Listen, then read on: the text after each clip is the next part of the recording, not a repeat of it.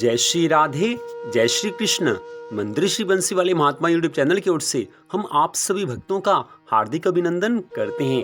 आज हम आपको सुनाने जा रहे हैं श्रीमद् भागवत महापुराण के छठे स्कंद के 5वें अध्याय की परम पावन कथा। इस अध्याय का नाम है दक्ष की उस स्त्री से 10,000 पुत्रों की उत्पत्ति का वर्णन।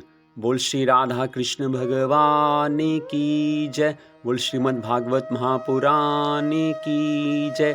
इससे पिछले अध्याय की कथा में आपने दक्ष की ही कथा सुनी थी। अब उसी कथा का अगला भाग।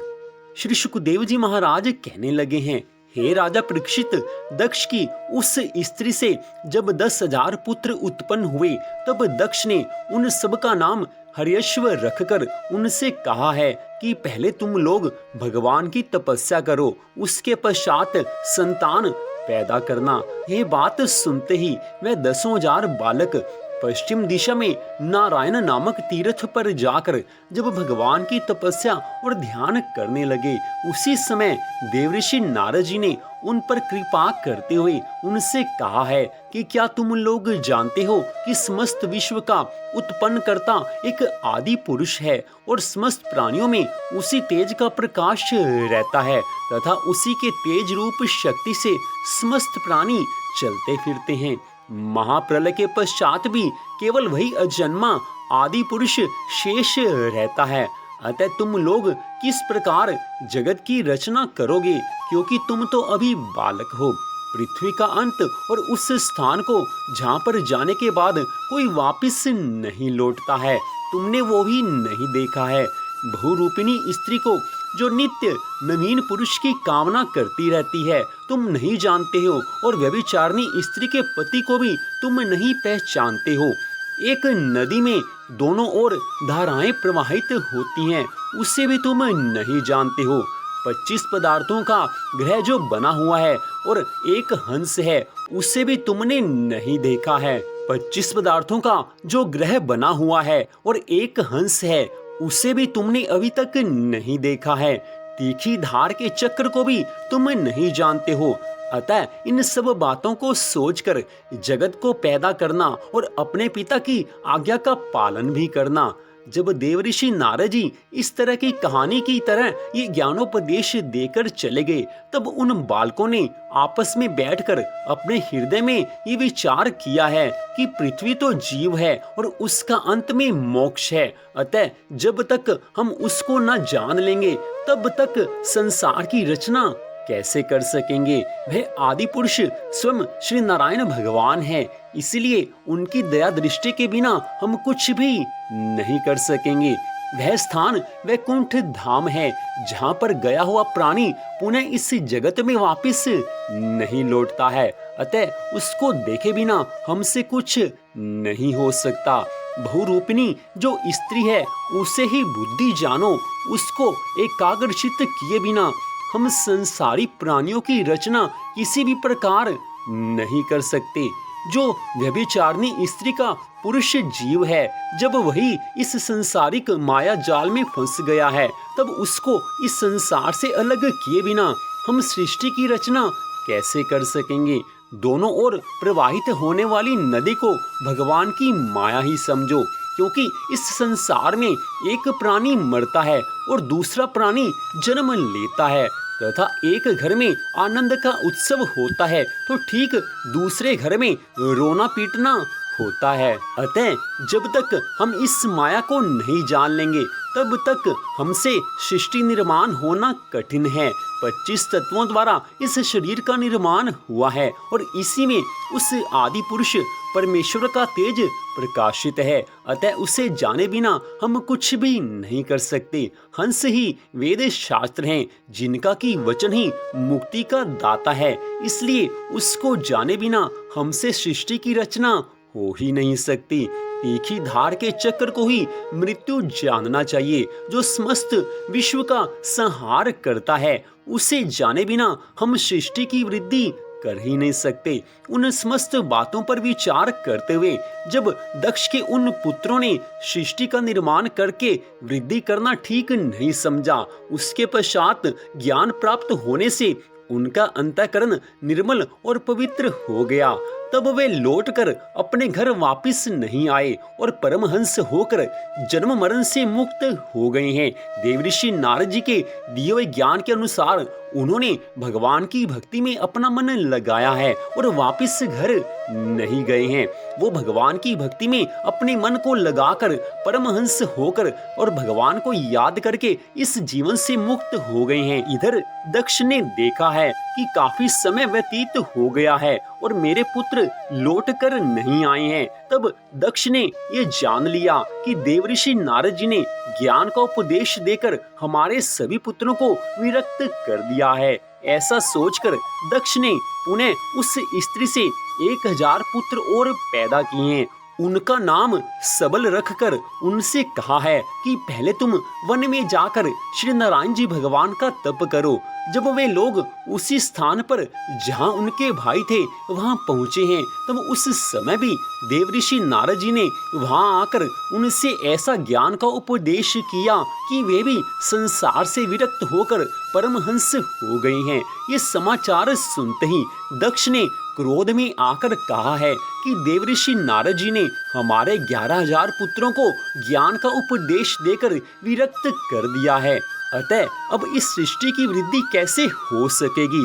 दक्ष इस प्रकार क्रोध में बैठे हुए सोच ही रहे थे कि उसी क्षण देवऋषि नारद जी वीणा बजाते हुए वहां पर आ पहुंचे हैं। देवऋषि नारद जी को देखते ही दक्ष ने बिना प्रणाम किए ही क्रोध में आकर कहा है कि हे देवऋषि नारद, आपने हमारे 11,000 अबोध बालकों को तो बहकाकर विरक्त कर दिया। अब मुझे बहकाओ तो मैं जानूं कि तुम बड़े ही ज्ञानी हो। श्रीहरि के पार्षद होकर तुमको हमसे शत्रुता करना शोभा नहीं देता है। तुम केवल यति और सत्यवादी ही हो। तुम वेद पुराणों के धर्म को क्या जानो।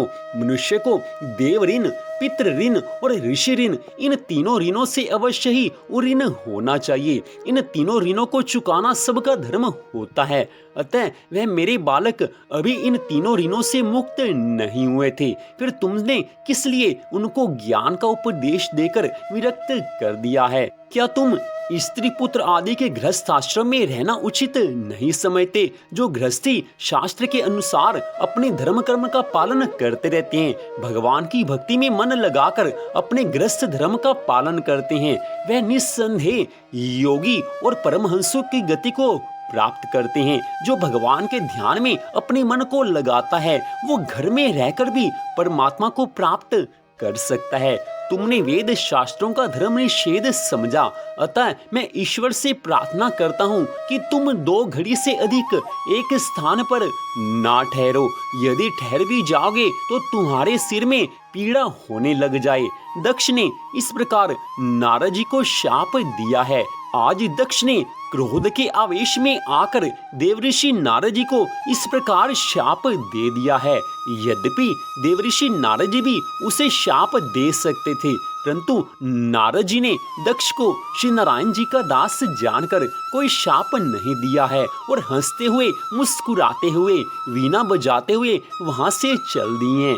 तब दक्ष ने ब्रह्मा जी से जाकर कहा है कि तुम्हारा पुत्र नारद हमारे पुत्रों को ज्ञान का उपदेश देकर बहका करके विरक्त कर देता है। अब आप ही बताओ कि जगत में सृष्टि की वृद्धि कैसे हो सकेगी। यह बात सुनकर ब्रह्मा जी ने कहा है कि तुम अब कन्या पैदा करो। अतः उसके घर में रहने से नारद उन्हें ज्ञानोपदेश नहीं कर सकेंगे।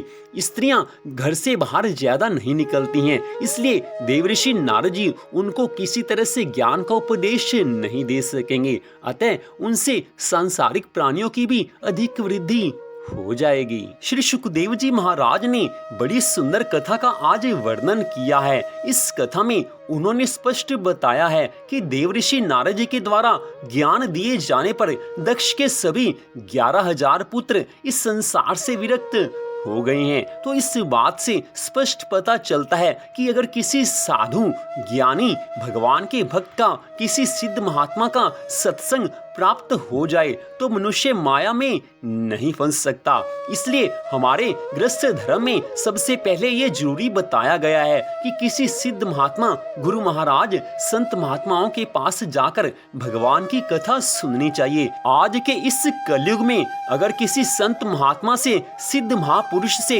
हम भगवान की कथा सुनते हैं तो हमारे जीवन में उसका बड़ा ज्यादा असर आता है। माया से हम अलग हो जाते हैं, क्योंकि जैसे ही किसी सिद्ध महापुरुष से हम भगवान की कथा सुनते हैं तो भगवान सबसे पहले हम पर दया की दृष्टि डाल देते हैं। भगवान अपने शुद्ध भक्तों को बड़ा प्यार करते हैं। तो जो महात्मा सदा भगवान की भक्ति में, भगवान की आराधना में लीन रहते हैं, उनके कहे हुए एक एक शब्द को सामने वाला अपने जीवन में उतार लेता है। संसार में रहकर गृहस्थ धर्म का पालन सबका कर्तव्य है। घर के काम तो सबने करने ही हैं, लेकिन उस गृहस्थ धर्म का पालन बिना भगवान की भक्ति किए अच्छे से हो ही नहीं सकता।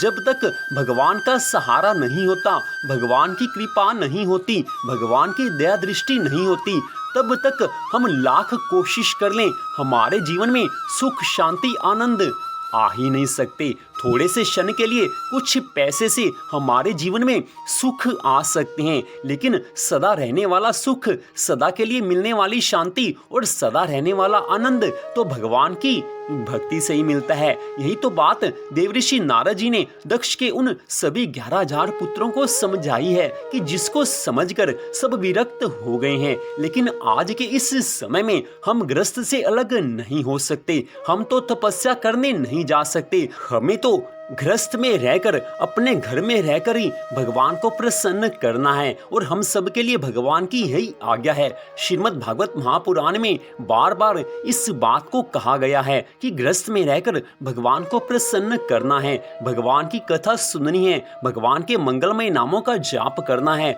जिस किसी प्रकार से भी भगवान को सदा याद रखना है। तो यहीं पर श्रीमद् भागवत महापुराण के 6ठे स्कंद के 5वें अध्याय की कथा का विश्राम होता है। मंदिर श्री बंसीवाली महात्मा यूट्यूब चैनल की ओर से इस कथा को आपने सुना, आप सबका हार्दिक धन्यवाद। भगवान श्री राधा कृष्ण जी की अनंत कृपा सदा आप सब पर, आपके परिवार पर बनी रहे, इसी मंगल कामना के साथ जय श्री राधा रानी सरकार की, जय श्री कृष्ण भगवान की, जय श्रीमद् भागवत महापुराण की, जय श्री सुखदेव जी महाराज की। जय जय श्री राधे, जय जय श्री राधे, जय जय श्री राधे श्याम।